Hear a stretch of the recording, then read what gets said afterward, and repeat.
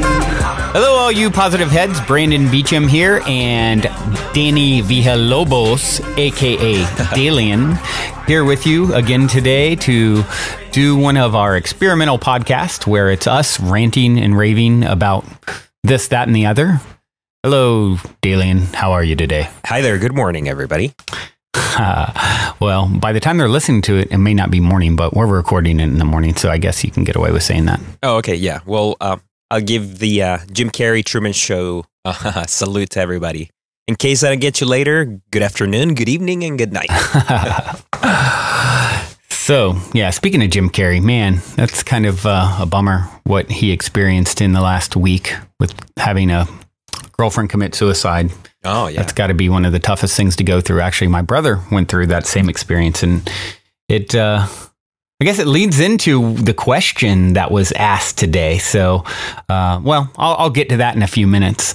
But, yeah, do you believe everything happens for a reason? What about all the pain and suffering? That's the question. So we'll answer that in a few minutes, or give our interpretation of, how to answer that and what it all means in the universe when something so horrible and tragic happens. But yeah, having something like that personally happen close to me with, an ex of my brother's girlfriend, and it was such a difficult situation. But anyway, to start things on a little bit more happy note, I'm going to report on some positive news. How many of you guys have heard of Lizzie Velasquez? Am I saying that right, Dan?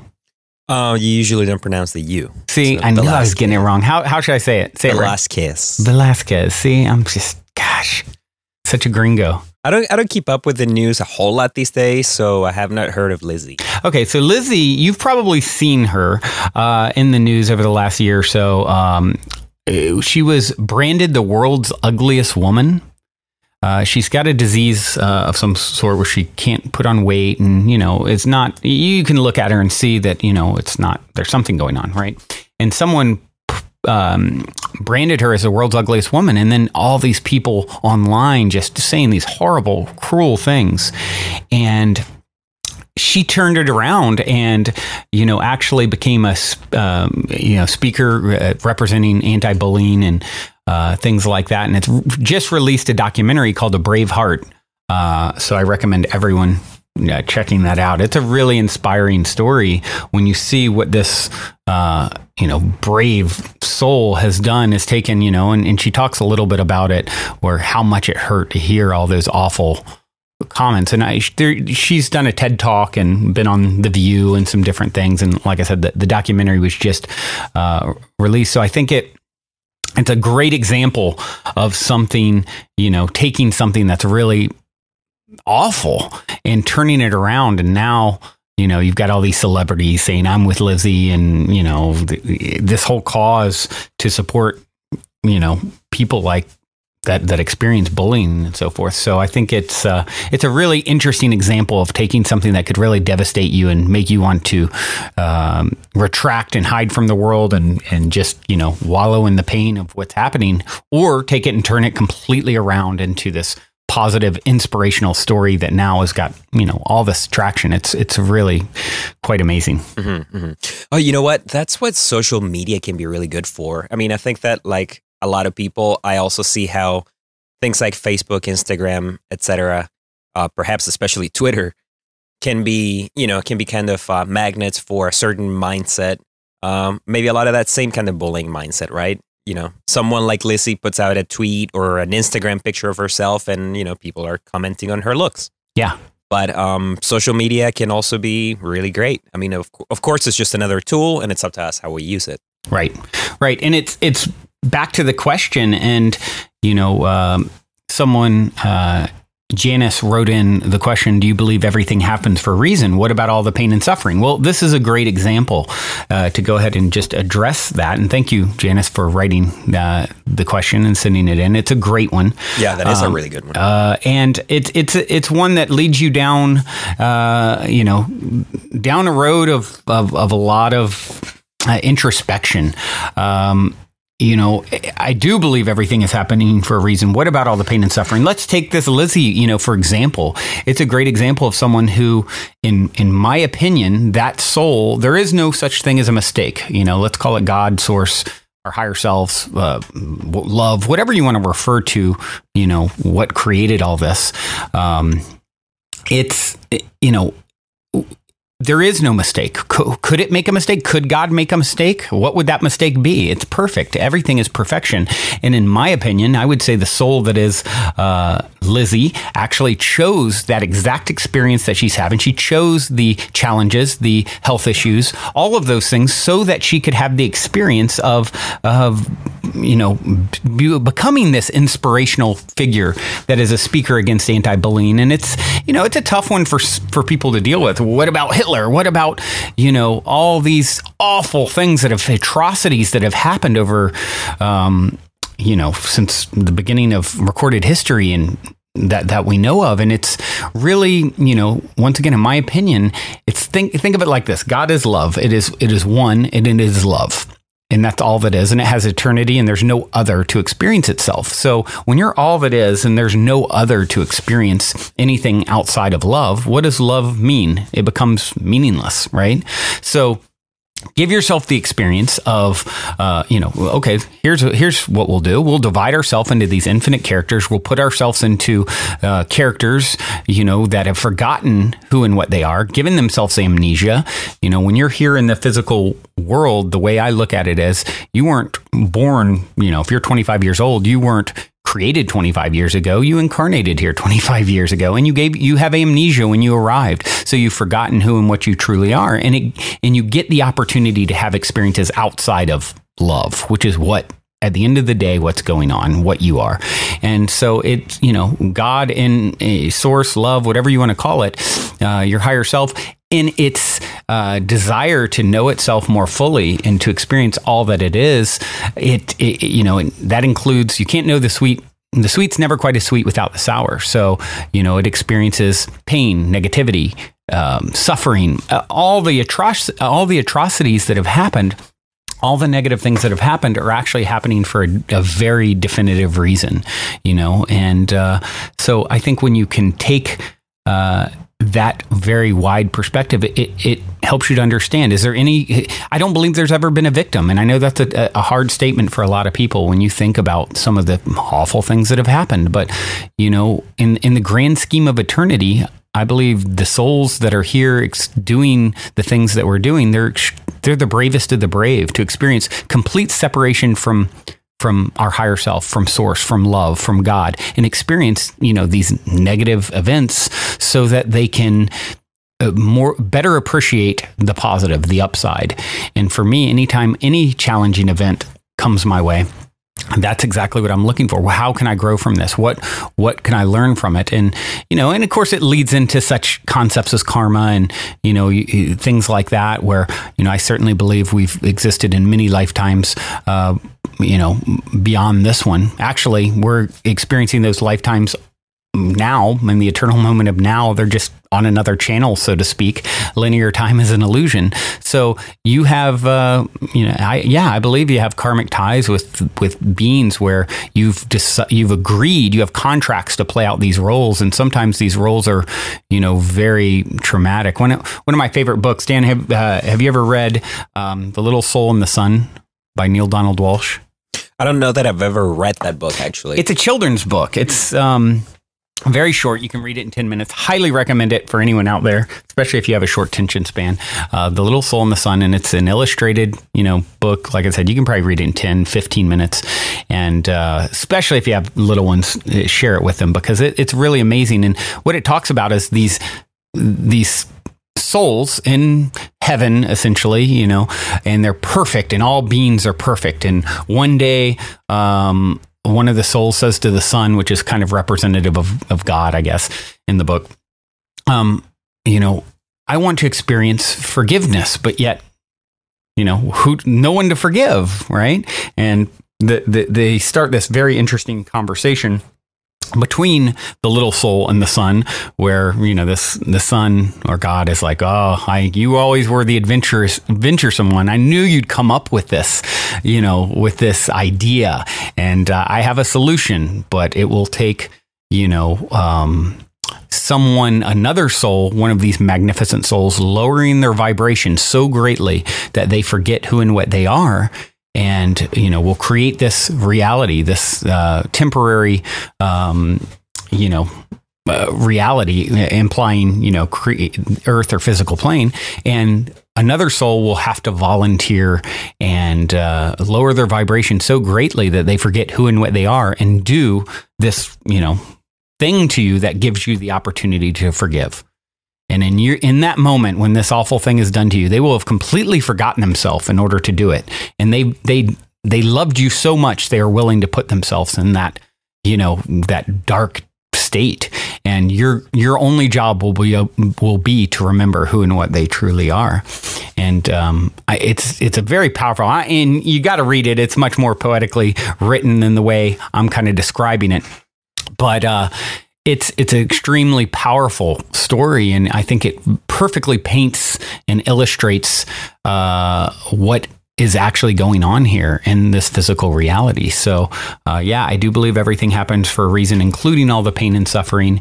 I also believe when you're done with those sorts of experiences, you can say, okay, I've had enough experiencing that which God is not, pain, negativity, doubt, and now I want to experience that which, appreciate that which it is, which is love, abundance, all those things. And it doesn't mean nothing, something negative won't ever happen to you, but when it does, you're going to be looking at it through a different lens. And I think that lump of coal always ends up being a diamond in disguise when you can look at it from the right perspective. Mm-hmm, absolutely.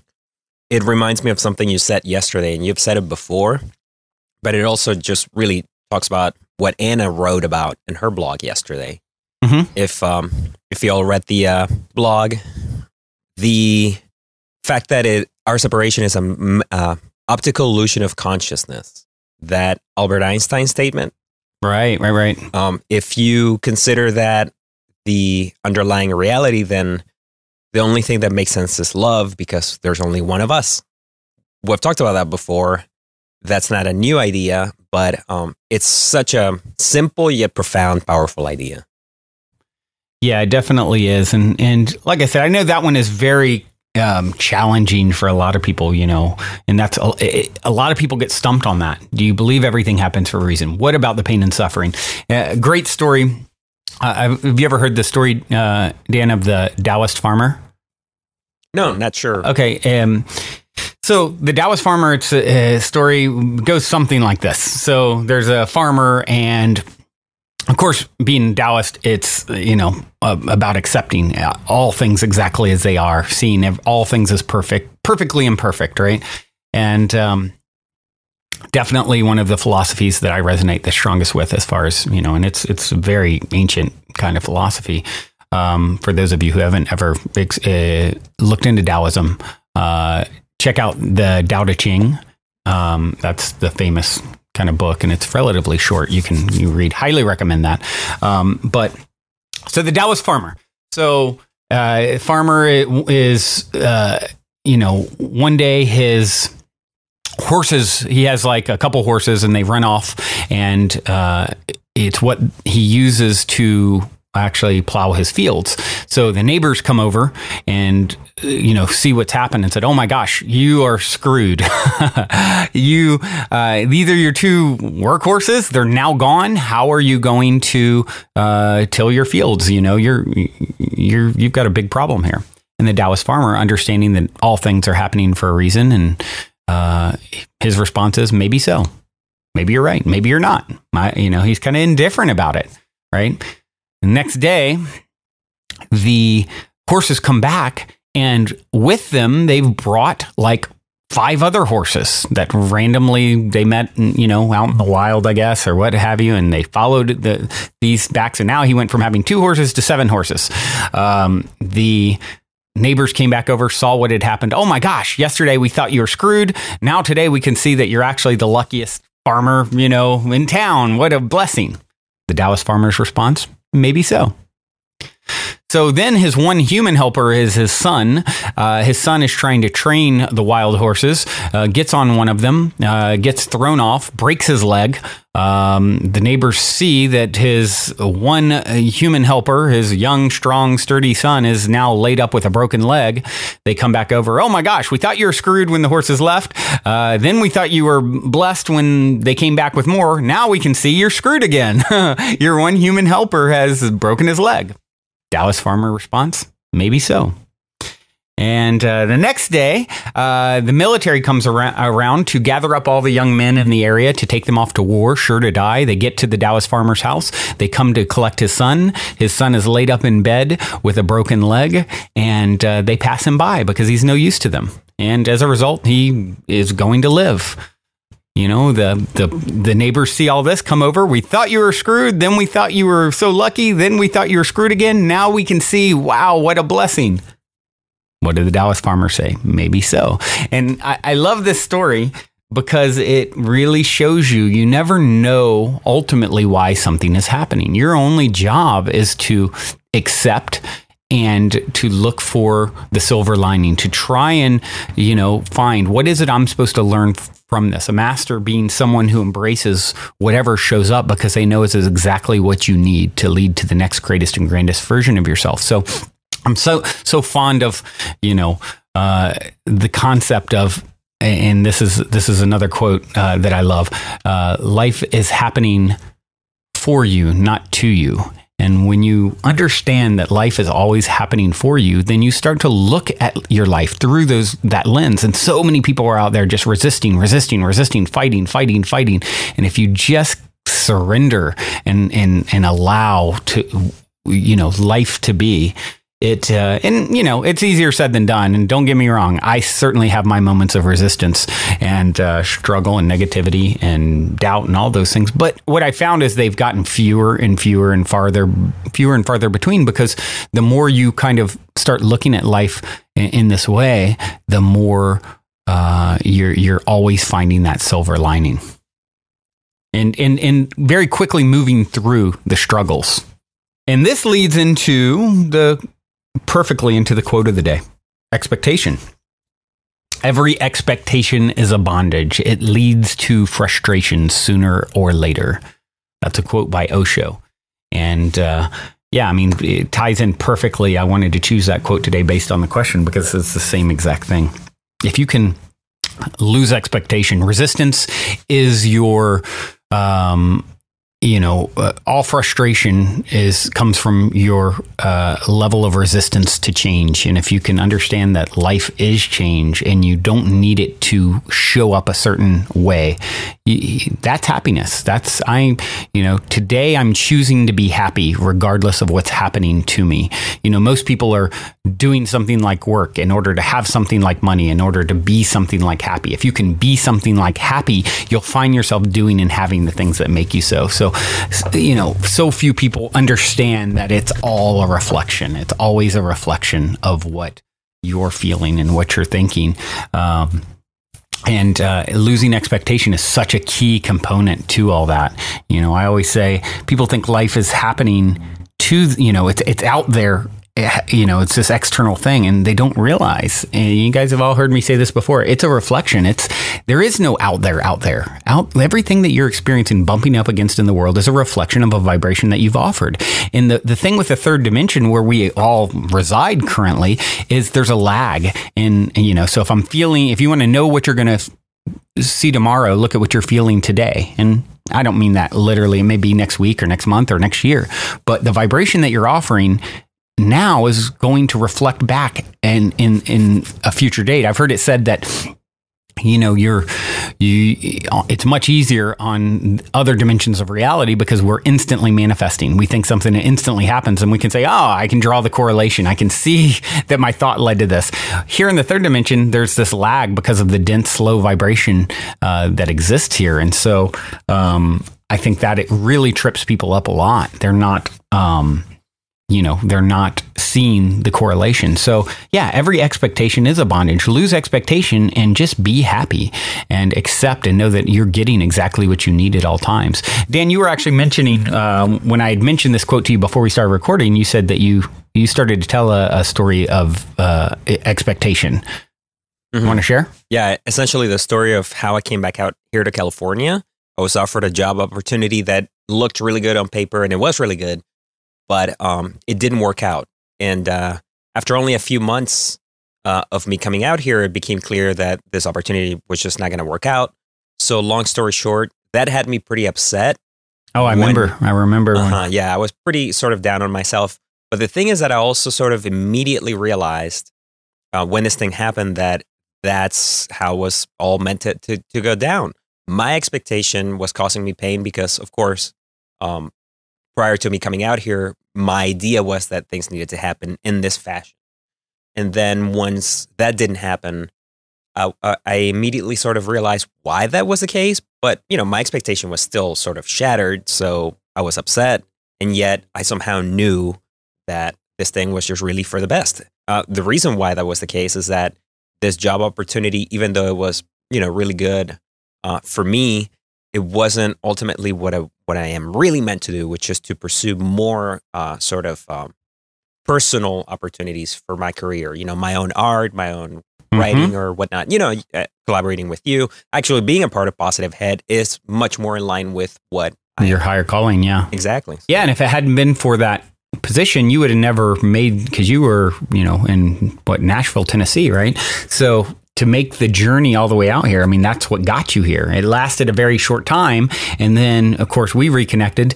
And now here you are playing such a key role, helping with all the art on the site. And Danny does a lot of the graphic arts and so forth. So and of course, podcast and podcast editing, you write blogs. So you're such a key component, and that would have never happened.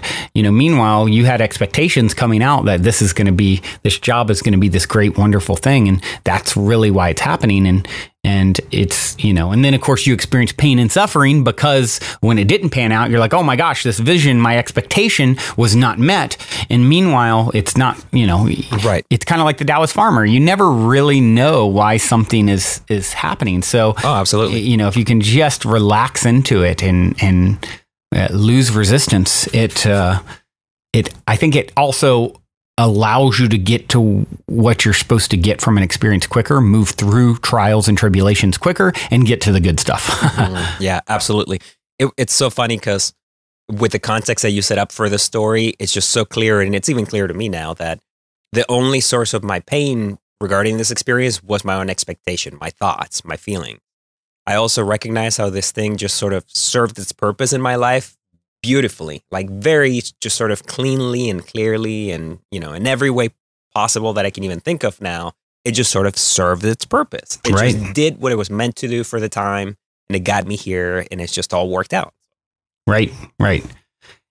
And, one other thing that was interesting that you had mentioned to me just a little bit ago was, of course, we always on the interview podcast, I always want to feature a story of synchronicity. And the thing that sometimes people have brought up to me is, is it always some deep meaning? Is it always, what is it? Sometimes it just appears to be a synchronicity that is, doesn't necessarily have some deep, profound meaning. It's what I would call more like psychic in nature, kind of, everything's connected. So whatever's going to happen in the future is somehow connected to your now, and you can actually be influenced. Just like you're influenced from your past, you can be influenced by your future. And as you get more sensitive, you can kind of pick up on things that are forthcoming, and I think this leads to what people call as psychic events. And in your case, you had a bit of a cool synchronicity story last night that you want to share? Sure. It was pretty unexpected. I had the sort of random tune La Marseillaise, the French national anthem, pop in my head yesterday evening. Just sort of like, oh, okay, why is this song coming up in my head now? Oh, well, who cares? Whatever. I just sort of kicked it around there for a minute, then let it go. And then much later last night, I decided to watch this flick Tomorrowland with George Clooney. just came out within the last few months, I guess. Mm-hmm. And, you know, it's an entertaining flick. Not that great, really, but, you know, it's got some great ideas in it. Yeah. Among them, time travel, probabilities, self-fulfilling prophecies, etc. Oh, wow. So, yeah, so all of that was very interesting. And then, of course, I'm like about halfway through the movie. And in this one particular scene, what should come on but this tune, La Marseillaise? I'm like, what are the odds that this random, of all that? I mean, you know, of course, that may sound very silly and contrived to someone else, but that's a synchronicity is something that just has personal relevance, right? And that seems unlikely, very unlikely. So I think this fits the definition, but in the context of what the movie was talking about, that's what really fascinated me, is that the movie was already talking about creating the future out of infinite probabilities, out of being a dreamer, out of being a visionary, and being a positive person. I mean, the movie, of course, makes the point a little ham-fisted in a little bit of a contrived way, but the message is just sound. The movie is just all about being a positive, creative, constructive person. Yeah. I mean, you know, that was an undeniable message. Right. And so, yeah, great example. It's like there wasn't, necessarily this incredible synchronicity that led to some profound realization on your end, or meeting some person that changed your life, or, which, of course, those sorts of synchronicities happen. This is just one that's like, okay, you know, hours before you watch a movie where this is a featured song, it's popped in your head and you're kind of humming it. And it reminds me of, I have a friend that I haven't talked to named Mike, and I used to work with him years and years ago, and I hadn't talked to him in a long time. And I guess he had come across the podcast or something. And, of course, thinking about synchronicity a little bit because of it. And the fact that he, should possibly reach out. It had been years since we talked, just reconnect again. And so a song pops in his head, and he's like, he says to himself, he contacts me to tell me this. He goes, okay, if I turn on, I don't know why this song's in my head. I don't even like it that much, but some old 70s song, whatever. So I'm going to turn on the radio. If it's on right now, I know that's my sign to reach out and reconnect with Brandon. And he said, I couldn't believe it. I flipped on the radio and that exact song was playing. So that's a cool one. In that case, it's leading you to like reconnecting with someone. We got talking about, different things, and it just led to a reconnection. So, there's an example of a recent synchronicity story in my own life where, really cool when people reach out. So speaking of, we'd love to hear any stories that you guys have on synchronicity. Perhaps we'll share them on the show if it's one that really tickles our fancy. And, of course, any questions that you would ever like to hear what our take is on, just whatever you're thinking, whatever, listening to these podcasts has maybe led you to something that's a challenging question, or, you're just looking for a confirmation, or you're just curious what the heck we might think about it. Oh, yeah. Let us take a crack at interpreting and answering your spiritual question. Yeah. Or, it doesn't even have to be whatever it is. I just, I want to interact. So please, you can actually contact through the site on the podcast page. There's we have a widget now that makes it really easy to record through your microphone, or of course you can, contact with an email through the site as well. And please send in your questions. Also, one of the things, of course, with the podcast, we are experimenting with doing these daily podcasts here. We'll see how it goes. And if we continue to do it, please give us your feedback, what you think about that. Also, if you are willing to share and tell, obviously with the podcast, our whole mission is to grow and to spread as much positivity as possible. If you go onto our website, Spread the Positivity is the first thing that you see. So we would certainly appreciate any of you guys out there sharing on social media, just letting your friends, family, whoever know about the Positive Head podcast that you think might appreciate it. And if you are willing to go and share on social media, or, however you see fit, out in the digital world, please, maybe you have a website or something like that. let us know. We'd love to show our gratitude for you sharing to your network. If you just drop us a line and say, hey, check out my Facebook. I shared, a link to Positive Head, the Positive Head podcast. We're happy to send you one of our Positive Head bracelets as a free thank you gift. They retail on the site for about $19. And essentially what they are, for those of you who haven't ever seen them, they're inspired by cognitive conditioning studies where people, you may have heard of it, where people will snap a rubber band on their wrist if they're having a negative thought or, experiencing negative behavior, something like that. And it's something that, it's been out there for quite some time. A lot of people have heard of it. Well, the whole concept behind the Positive Head bracelet was inspired by that. With most people, some people really resonate with snapping. For me personally, and most everyone, it just serves as a great visual reminder, as it says on the site, what you think you become. It's a Buddha quote. So it's just a great, simple visual reminder. And our goal is to get those out there, not necessarily to make money. More importantly is the concept of spreading them. And, my dream is if we can get 1 million out to the world one way or another someday and making that small bit of positive difference in 1 million lives. What a fascinating thing. And those that have had the bracelet so far, just, we've had so much positive feedback. We get, emails sometimes. Oh my gosh, mine broke after 6 months or 8 months. I got to get another one. I loved it, so it's cool. So one of the things I decided to do with this new daily podcast is to offer you guys, hey, I'll give you one for free. You just let us know that you shared it on social media. You're telling people about, you're helping us to spread the positivity. And that's our way of showing a little bit of thanks and gratitude. Very cool. Very cool. The Positive Head bracelet is, of course, that great tool that you described it as being. For me, it's definitely more of a fashion accessory. I just really love the medallion, the logo. Of course, I think it's really cool. There's a little bit of an explanation on the site as to what that all means. The Flower of Life design.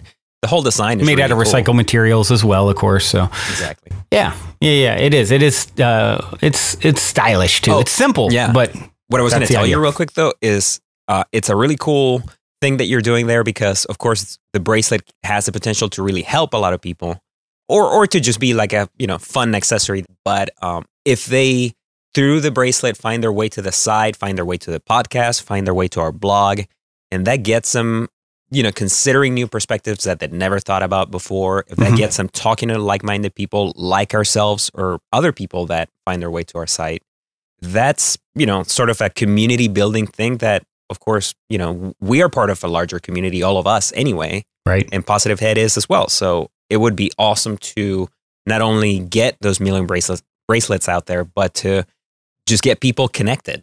That's really sort of the most beautiful thing that I can see coming out of it. Yeah, absolutely. Absolutely.